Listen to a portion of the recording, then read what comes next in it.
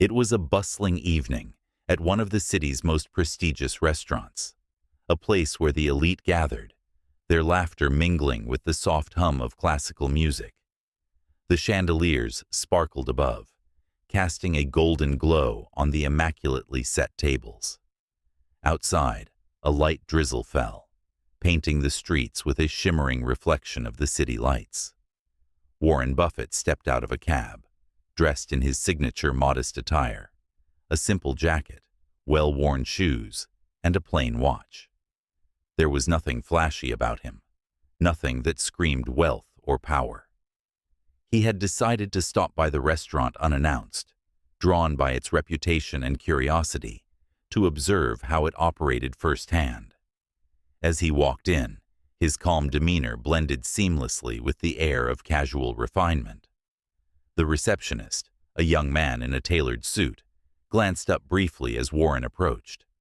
His gaze swept over Warren's simple clothes, the slight scuff on his shoes, and the lack of anything that would mark him as someone important. His lips curled into a barely concealed smirk. "Good evening," Warren said politely. "I was wondering if I could get a table for one." The receptionist arched an eyebrow, his tone sharp and dismissive. "Do you have a reservation?" Warren shook his head. "No, but I was hoping you might have a spot open." The receptionist chuckled softly, leaning slightly against the counter. "I'm afraid that won't be possible," he said, his voice dripping with condescension. "This isn't the kind of place where you can just walk in off the street." Warren remained calm, his expression unchanged. "I understand," he said, "but perhaps you could check if there's a cancellation or a free table." The receptionist sighed dramatically, tapping at the screen in front of him with exaggerated effort. "I'm sorry," he said, not bothering to hide his disdain, "but we're fully booked tonight. You might want to try somewhere, more in line with your expectations." A few guests waiting nearby glanced over, their expressions a mixture of curiosity and discomfort. One woman whispered to her companion, her eyes darting between Warren and the receptionist, but no one said anything. Warren nodded slightly, his gaze steady. "I see," he said simply. "Thank you for your time." As he turned to leave, the receptionist called out, his voice loud enough for others to hear. "Next time, I'd suggest making a reservation, and maybe dressing the part." A ripple of soft laughter came from a nearby couple, but most of the onlookers averted their eyes, clearly uneasy. Warren paused for a brief moment, then walked out into the rain, his steps unhurried, his mind calm. Inside, the receptionist shook his head, muttering under his breath. "Some people just don't get it," he said to a colleague, who chuckled awkwardly in agreement. But what the receptionist didn't know, what none of them knew, was that this wasn't the end.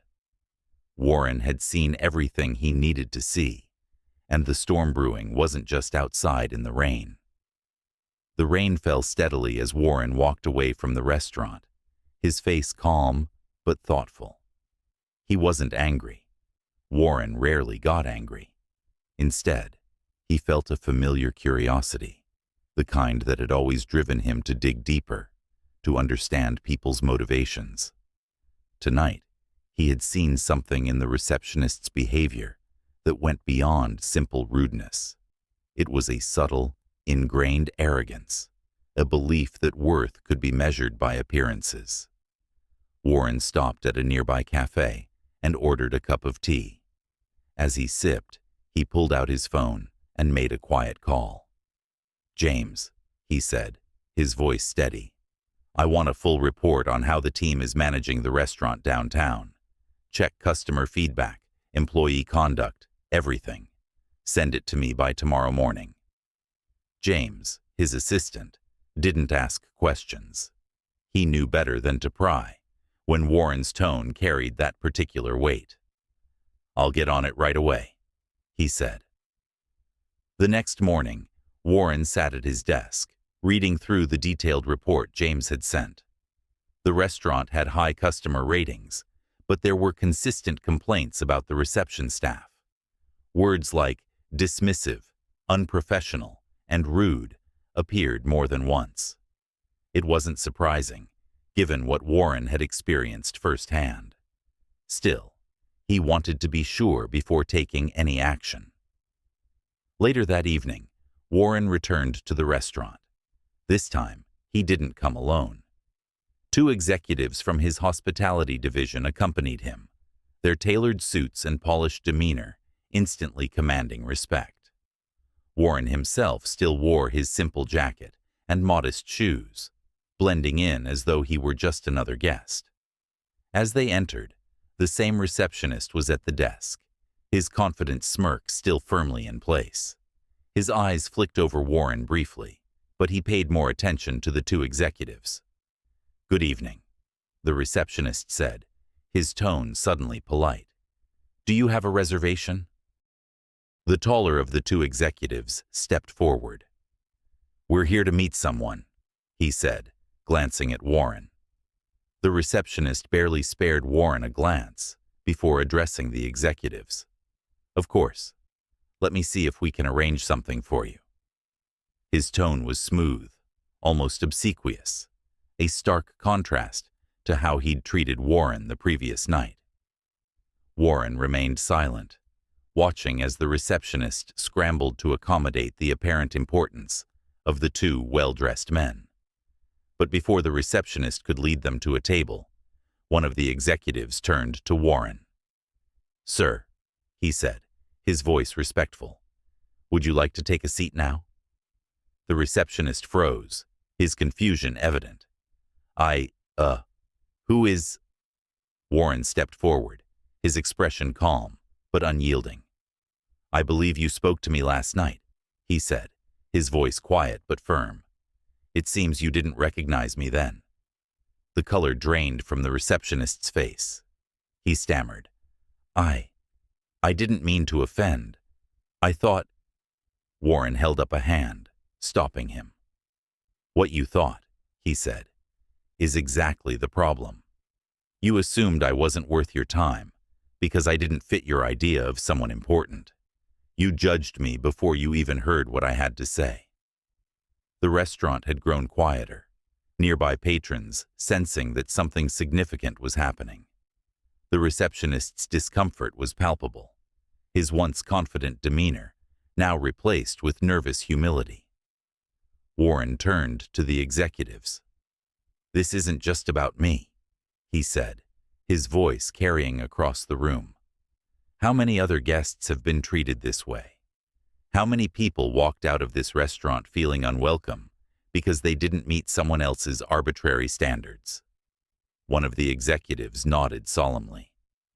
"We'll address this immediately, sir." Warren looked back at the receptionist, his expression softening slightly. "Everyone deserves respect," he said, "whether they're a billionaire or just someone walking in off the street. Remember that." The receptionist swallowed hard, nodding quickly.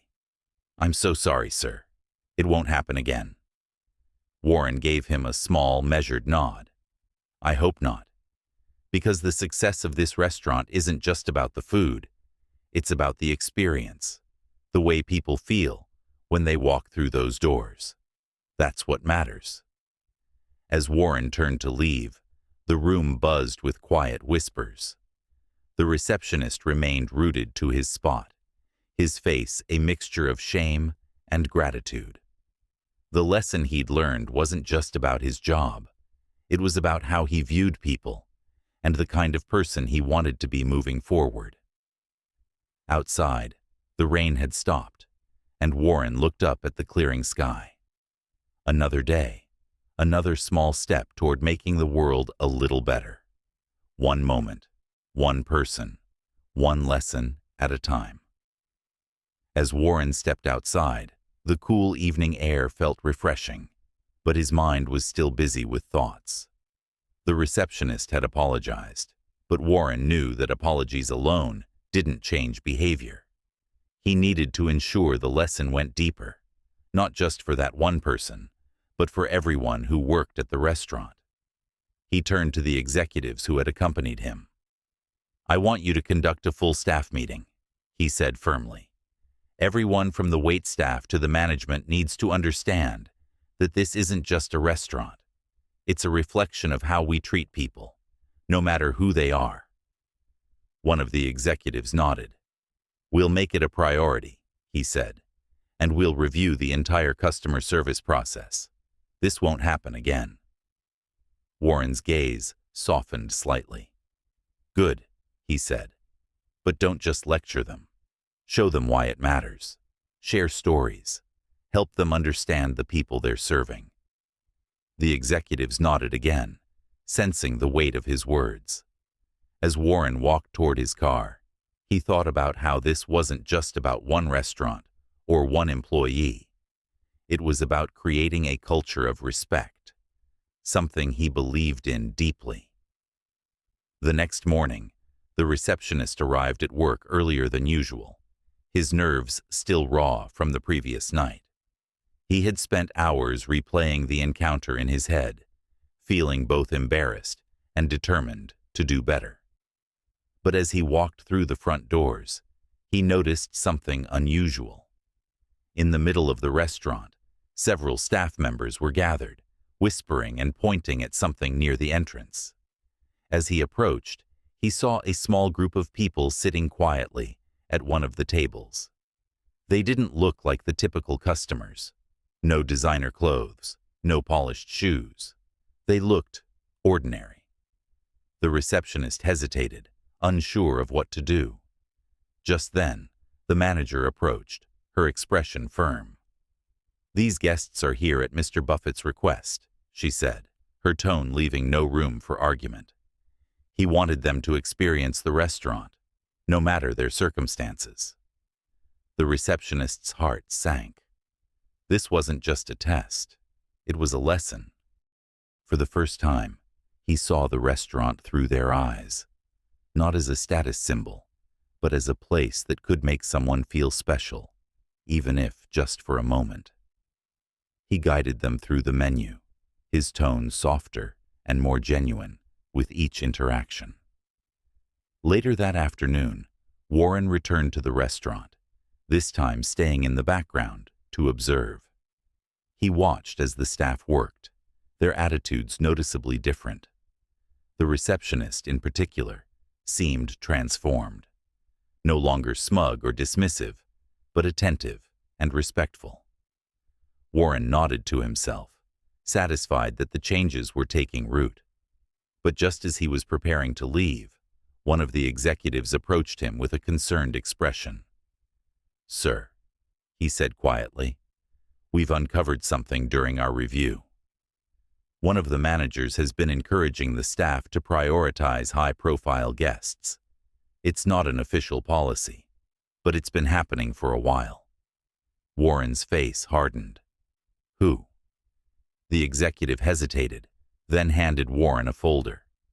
Inside was a detailed report, including complaints from staff who had felt pressured to treat certain customers differently based on their perceived wealth. At the bottom of the list was the name of the manager responsible, a name Warren recognized. "I'll handle this personally," Warren said, his tone sharp. The story wasn't over. What Warren had encountered was a symptom of a larger problem, and he wasn't going to stop until he fixed it. Not just for this restaurant, but for every establishment he owned. Respect and dignity weren't optional, and he was determined to make that clear. Warren stayed longer than planned that day, going through the detailed report in the folder. The name of the manager responsible, Alan, stood out not just because it was familiar, but because Alan had been with the company for years. He wasn't just a random hire. He was someone Warren had trusted to uphold the values that defined his businesses. The revelation stung, but Warren wasn't one to make assumptions without hearing both sides. He asked the executive to discreetly call Alan to a private meeting room. When Alan entered, his expression was composed but wary, sensing this wasn't an ordinary meeting. "Good afternoon, Mr. Buffett," he said, his tone respectful. "I wasn't expecting to see you here today." Warren gestured for him to sit, his face calm but serious.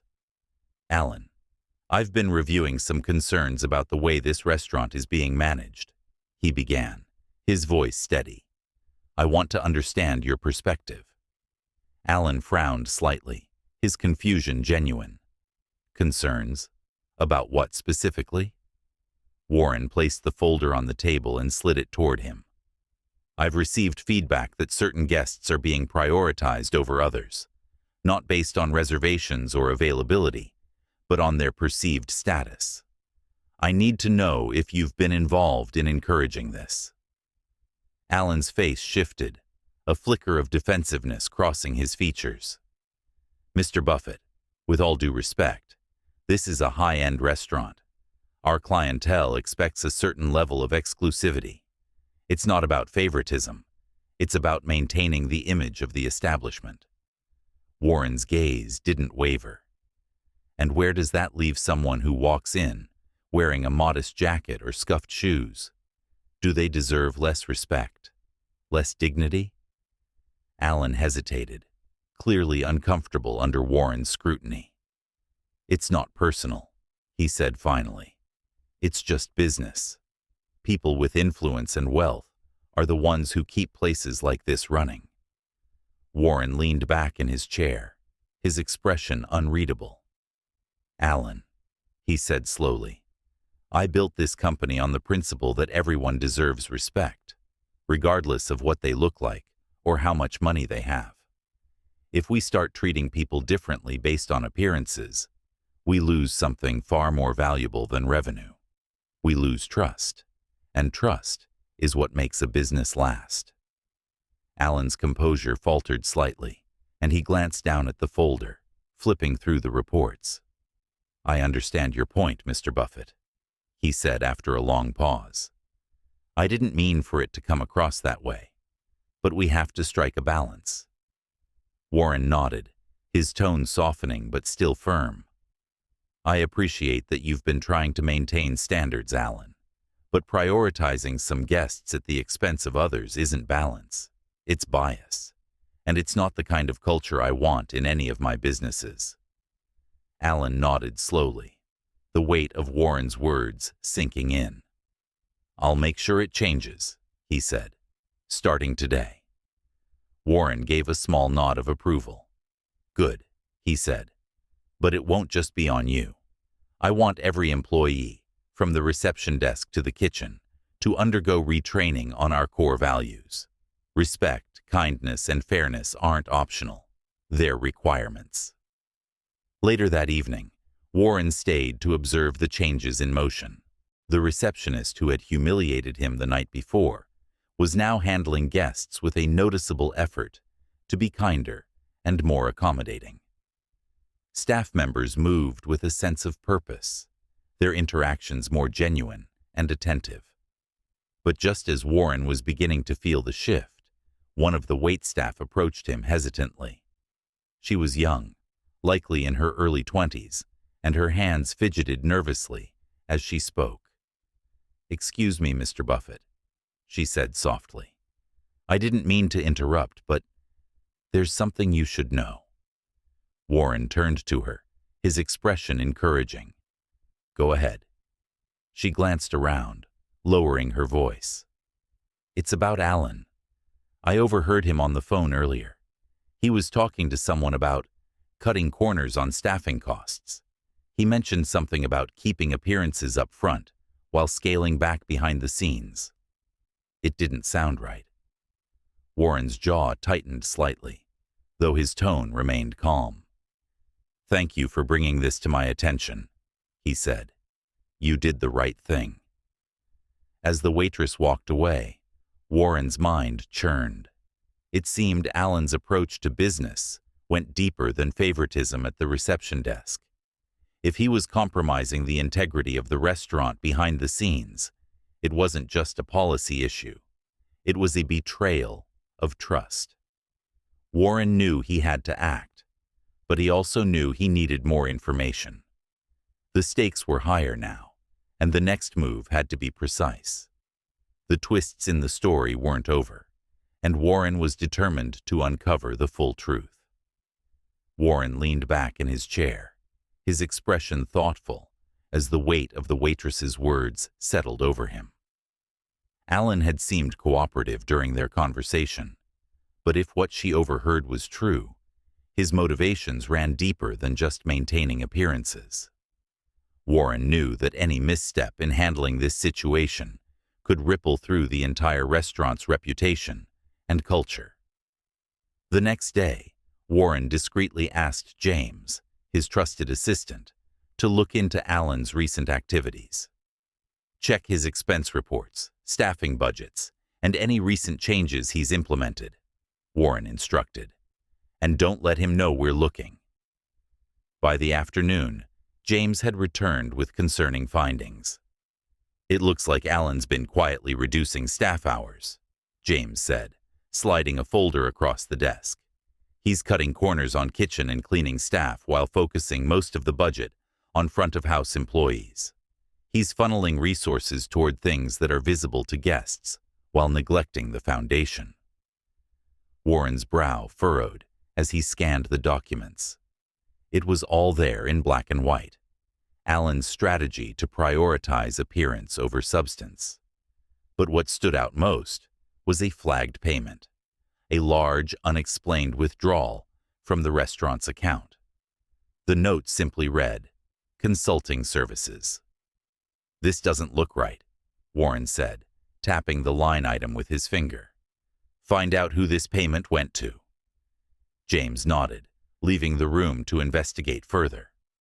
Warren sat back, his mind working through the implications. Alan wasn't just bending the rules, he was undermining the very values Warren had worked to instill. But Warren also knew that acting rashly could disrupt the lives of the staff who depended on the restaurant for their livelihood. He needed to approach this carefully, exposing the problem without collateral damage. That evening, Warren returned to the restaurant, this time blending in as a quiet observer. He watched as the receptionist greeted guests with noticeably more care, and the waitstaff moved with a renewed sense of purpose. Yet behind the polished exterior, Warren's trained eye caught subtle signs of strain. Kitchen staff moving hurriedly, visibly understaffed, and a cleaning crew struggling to keep up with the pace of the busy evening. As Warren observed, James texted him with an update. The consulting payment had gone to a private firm, known for streamlining operations by cutting costs aggressively. Their methods often left businesses vulnerable, prioritizing short-term profit over long-term sustainability. Warren's lips pressed into a thin line. Alan hadn't just taken shortcuts. He'd jeopardized the restaurant's future for the sake of appearances. The next step was clear. He needed to confront Alan, but this time, he wouldn't do it alone. The following day, Warren called a meeting at the restaurant, bringing in both his executives and the entire staff. Alan entered the room with a confident smile, seemingly unaware of what was about to unfold. Warren began the meeting by addressing the staff directly. "I want to start by thanking all of you," Warren said, his voice steady. "In the past few days, I've seen incredible effort from each of you. Your dedication is what makes this restaurant a place people want to return to." A murmur of gratitude rippled through the room, but Warren's tone shifted as he continued. "However, I've also uncovered some troubling practices that go against everything this business stands for." Alan's smile faltered slightly, but he stayed silent. Warren didn't call him out immediately. Instead, he presented the findings: the budget cuts, the redirection of resources, and the consulting firm's involvement. The staff exchanged glances, their confusion turning to understanding as Warren laid out the details. Finally, Warren turned to Alan, his gaze sharp but controlled. "Alan," he said, "you've been with us for a long time. I trusted you to uphold our values, to make decisions that prioritize integrity over shortcuts. But the choices you've made have not only put this restaurant at risk, they've undermined the trust of the people who work here." Alan's face turned pale. "Mr. Buffett," he stammered, "I was only trying to improve efficiency. The changes were necessary to stay competitive." "Necessary?" Warren's voice was firm but calm. "Cutting hours for the people who keep this place running? Sacrificing quality for appearance? That's not efficiency. It's exploitation." Alan's protests fell silent as the weight of Warren's words settled over the room. The staff watched, their expressions a mix of anger and vindication. Warren turned to them, his tone softening. "I want all of you to know this. No matter your role here, you are valued. This restaurant wouldn't exist without you, and I will make sure it's a place where everyone is treated with respect and fairness." The staff erupted into quiet applause, their trust in Warren renewed. Alan, meanwhile, sat in silence, his confidence shattered. Warren didn't fire him on the spot. He believed in redemption, but he made it clear that Alan would need to rebuild trust if he wanted to stay. As the meeting ended, Warren stayed behind, speaking individually with the staff. He listened to their concerns, took notes on their suggestions, and made it clear that changes were coming. The receptionist, who had been watching from the back of the room, approached hesitantly. "Mr. Buffett," he said quietly, "I just wanted to thank you for giving me a second chance. I won't forget it." Warren smiled faintly. "Everyone deserves a second chance," he said, "but don't waste it. Use it to be better."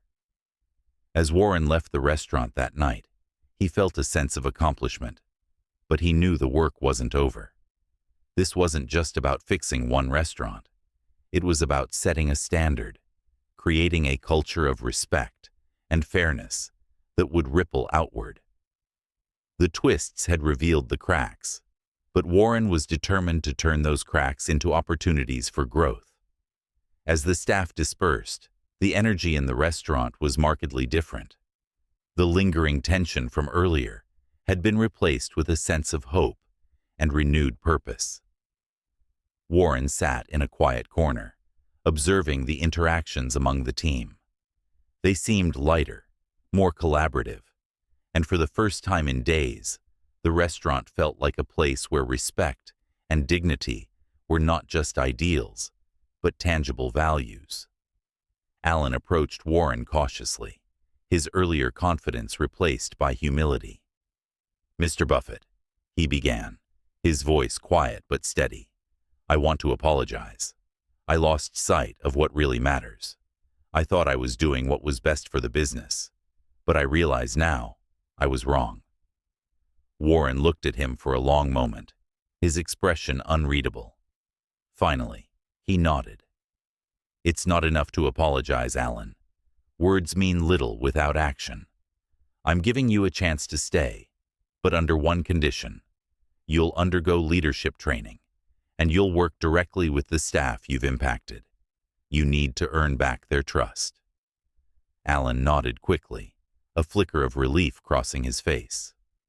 "I understand. Thank you for giving me a chance to make it right." Warren stood, placing a hand on Alan's shoulder. "Everyone makes mistakes. What matters is what you do to fix them." In the days that followed, Warren kept a close eye on the restaurant. The changes he had implemented began to take root. The receptionist, once dismissive and arrogant, now greeted every guest with genuine warmth, regardless of their appearance. Alan, true to his word, worked closely with the staff, listening to their concerns and implementing changes that improved both their morale and the quality of the restaurant. But it wasn't just the staff who noticed the transformation. Regular patrons began to comment on the improved atmosphere, and even new guests remarked on the welcoming energy of the place. The restaurant didn't just regain its reputation, it exceeded it, becoming a shining example of what a business could achieve when built on respect and fairness.